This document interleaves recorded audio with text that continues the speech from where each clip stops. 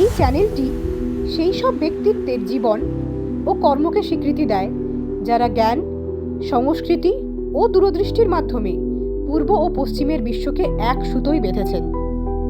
এখানে প্রতিটি ভিডিওতে এমন এক কিংবদন্তির সংক্ষিপ্ত ও আকর্ষণীয় জীবনী উপস্থাপন করা হয়। আজকের প্রতিবেদন সত্যেন্দ্রনাথ বোস। বিজ্ঞানের প্রতিটি বিপ্লব শুরু হয় একটি প্রশ্ন দিয়ে, আর কখনো কখনো একটি প্রত্যাখ্যান দিয়ে। আজ আমরা জানব সেই মানুষটির গল্প যার চিন্তা বদলে দিয়েছিল মহাবিশ্বকে দেখার দৃষ্টিভঙ্গি। সত্যেন্দ্রনাথ বোস।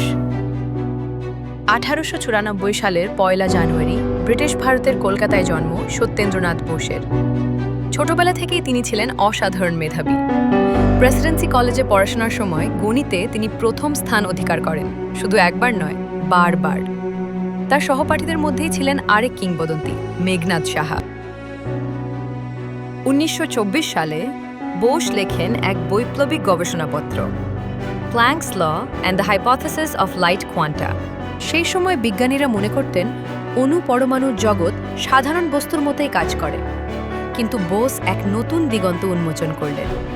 তিনি প্রমাণ করলেন যে সাব অ্যাটমিক কণা বা ফোটনরা একে অপরের থেকে আলাদা নয়, বরং তারা অভিন্ন বা ইনডিস্টিংগুইশেবল। তিনি এই কণাগুলোকে গণনার এক সম্পূর্ণ নতুন গাণিতিক পদ্ধতি বা স্ট্যাটিস্টিক্স উদ্ভাবন করেন, যা চিরাচরিত ম্যাক্সওয়েল-বোল্টজমুন তত্ত্বের ভুল সংশোধন করে দেয়। কিন্তু বিজ্ঞান জগৎ তখন প্রস্তুত ছিল না। তার প্রবন্ধ প্রত্যাখ্যাত হয়। কিন্তু তিনি হার মানেননি। সাহস করে সেই প্রবন্ধ পাঠান সরাসরি অ্যালবার্ট আইনস্টাইনের কাছে। আইনস্টাইন সঙ্গে সঙ্গে বুঝতে পারেন এটি একটি যুগান্তকারী কাজ। তিনি নিজেই প্রবন্ধটি জার্মান ভাষায় অনুবাদ করে বৈজ্ঞানিক জার্নালে প্রকাশ করেন। বোসের সেই একটি গবেষণাপত্র পদার্থবিজ্ঞানের ভিত নাড়িয়ে দেয়। এর ফলে জন্ম নেয় বোস আইনস্টাইন পরিসংখ্যান।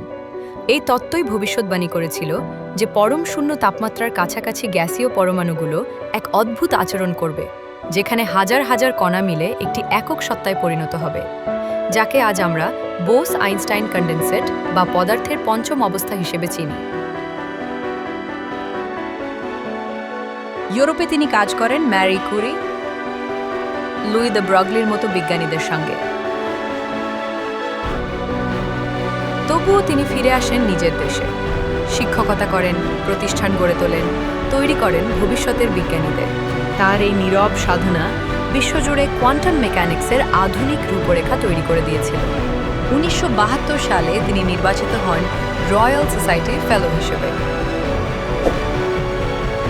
1974 সালে তিনি চলে যান, কিন্তু রেখে যান অমর উত্তরাধিকার।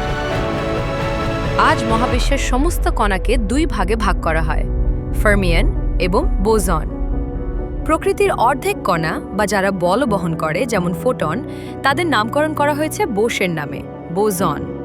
আজ যে কণাগুলিকে আমরা বলি বোসন, প্রতিটি বহন করে তার নাম। কারণ একটি চিন্তা, একটি চিঠি বদলে দিতে পারে গোটা মহাবিশ্ব। ভারতের মাটির কৃতি সন্তান, বিশ্ববরেণ্য বিজ্ঞানী সত্যেন্দ্রনাথ বোস। তার মেধা আর অবদানের প্রতি জানাই আমাদের চিরন্তন শ্রদ্ধা। যদি ভিডিওটি ভালো লাগে তবে লাইক ও সাবস্ক্রাইব করুন এবং বেল আইকনটি চাপতে ভুলবেন না আগামী প্রতিবেদন সমূহের আপডেট পেতে। নিচে কমেন্টে আপনার মতামত অবশ্যই জানাবেন। আপনার প্রতিক্রিয়া জানতে আমরা সত্যিই আগ্রহী।